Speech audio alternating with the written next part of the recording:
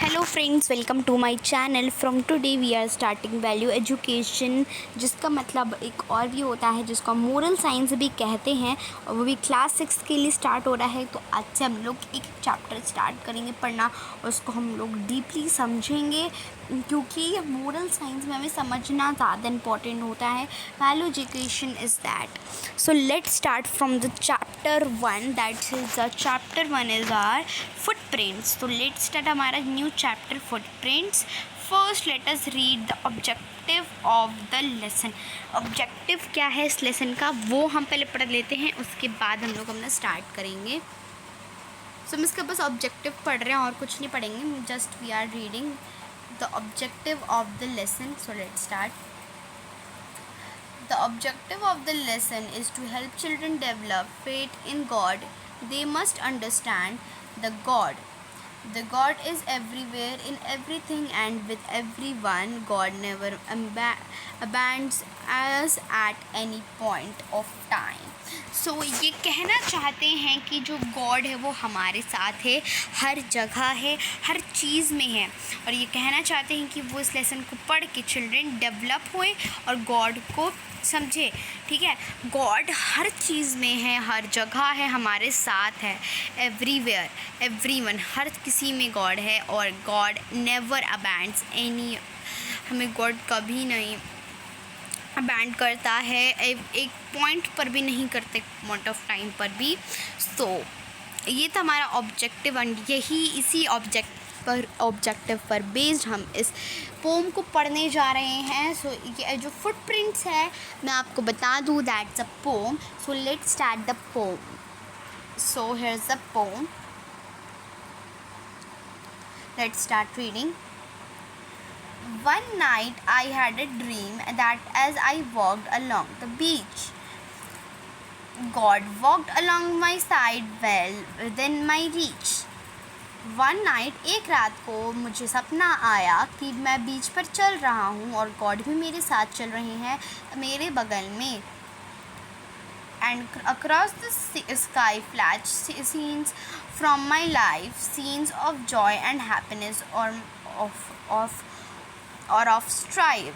जो उसके सीन्स थे, जो हमारा स्पीकर है, पोम का स्पीकर है, उसके जितने भी सीन्स थे उसके लाइफ में, उसके वो एक फुटप्रिंट्स बनकर रह जा रहे थे। So now for each scene 2 sets of footprints in the sand I did see. तो हर एक सीन के लिए 2 set of footprints, मतलब 2 set of footprints को वो सैंड में रह जा रहे थे, जो स्पीकर देख पा रहा था। One belonged to the God while the other belonged to me. एक गॉड से बिलोंग करता था और एक स्पीकर से बिलोंग करता था। When the last few scenes swept before my eyes, जब उसके सामने कुछ उसके फुटप्रिंट्स जो थे, सीन्स थे, वो जब हट गए, स्वेप्ट हो गए, तो looking back the footprints I did realise, जब उसने पीछे मुड़ के देखा अपने फुटप्रिंट्स को, तो उसने रियलाइज़ किया कि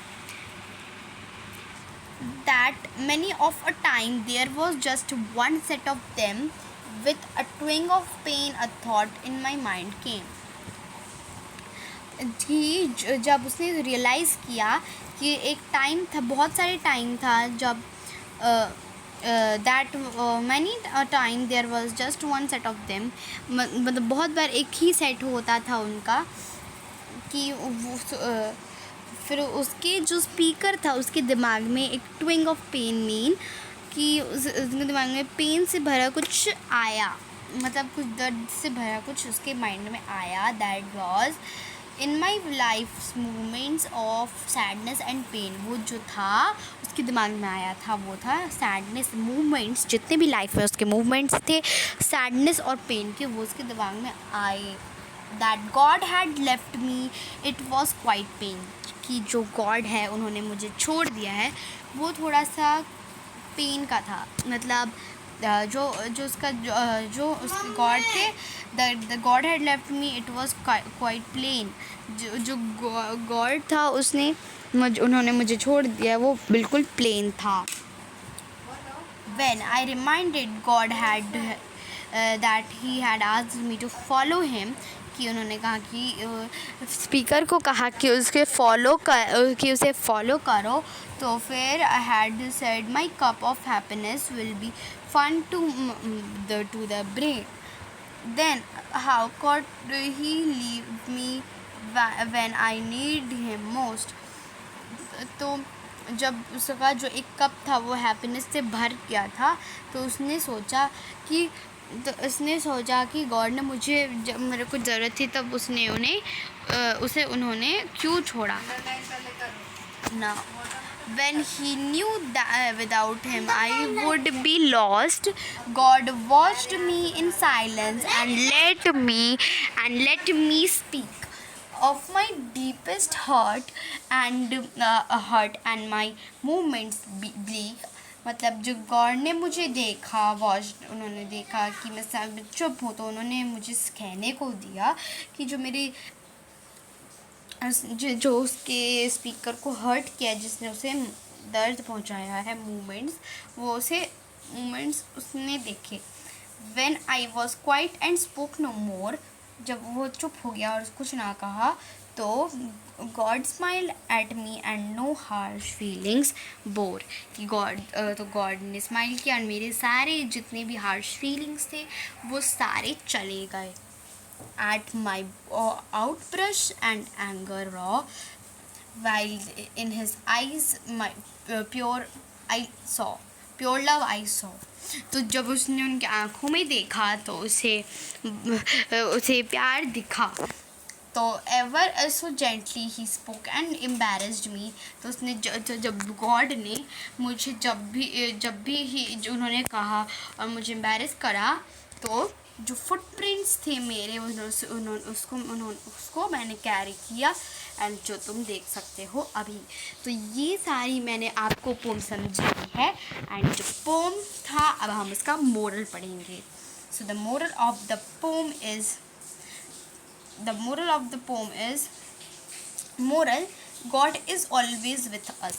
the moral of the pome is God हमारे साथ हमेशा होते हैं। एज मैंने आपको ऑब्जेक्टिव पढ़कर बताया था, गॉड हमारे साथ हर जगह होते हैं, एवरीवेयर, हर चीज़ में होते हैं। गॉड हमारे साथ हमेशा होते हैं, हर चीज़ में होते हैं, हमारे साथ होते हैं। सो फ्रेंड्स, चलिए हम नीचे चलते हैं। अब हम लोग पढ़ेंगे लेट्स कनेक्ट। ये हमारा लेट्स कनेक्ट हम लोग पढ़ लेते हैं एक बार से, ठीक है। चलिए पढ़ते हैं लेट्स कनेक्ट एक बार अच्छे से। The poem tell us how God treats each one of us as his precious child and protects us at all time. मतलब जो गॉड है हमें हमेशा अच्छे से ट्रीट करते हैं। जो पोम बता रही है, ये पोम हमें जो बता रही है कि गॉड हमें हमेशा अच्छे से ट्रीट करते हैं और हमें एक अच्छे प्यारे चाइल्ड की तरह प्रोटेक्ट करते हैं हर time. We may fail to understand his love, but he always remembers to shower his love on us. अब जो स्पीकर कह रहा है वो है कि जो गॉड है, हाँ, वो हमें इतना अच्छे से ट्रीट करते हैं, लेकिन हम अंडरस्टैंड करने के लिए फेल हो जाते हैं कि उनका लव, वो हमें कैसे अपना प्यार दिखाते हैं। In troubled times he guides us so that we can easily come out of trouble। वो हमें जो ट्रबल वाले टाइम पे, मुश्किल वाले टाइम पर हेल्प करते हैं ताकि हम उससे ईज़िली निकल पाए, उस ट्रबल से निकल पाए। Moreover he gives us strength to bear the difficulties and face them boldly. हमें जब वो हमें स्ट्रेंथ देते हैं, ताकत देते हैं, स्ट्रेंथ देते हैं ताकि हम डिफ़िकल्टीज़ को अच्छे से क्लियर कर पाएँ, उसको फेस कर लें, difficulties and face them boldly. So friends यहाँ हमारा हो चुका है चैप्टर 1 फिनिश। अब इस चैप्टर के मेरे पास हमारे जो बुक है उस चैप्टर का जो बुक है उसमें बहुत सारे एक्सरसाइजेज एक्सरसाइजेस दिए गए हैं इसके, तो उस एक्सरसाइजेस को हम पार्ट 2 में कवर करेंगे। तो हमारा पार्ट 1 था हमारा पोम को समझना, सो हमने पोम को समझ ली है। एंड अगर आपको वीडियो अच्छी लगी so please do subscribe it, ताकि आपको अच्छे से समझ आए एंड आपको हमारी वीडियोस टाइम पे मिलते रहे, ताकि आप उसको देख पाओ। एंड हमारे चैनल को प्लीज़ सब्सक्राइब कर लेना और लाइक कर लो अगर आपको वीडियोस अच्छी लगी तो। So thanks for watching, bye.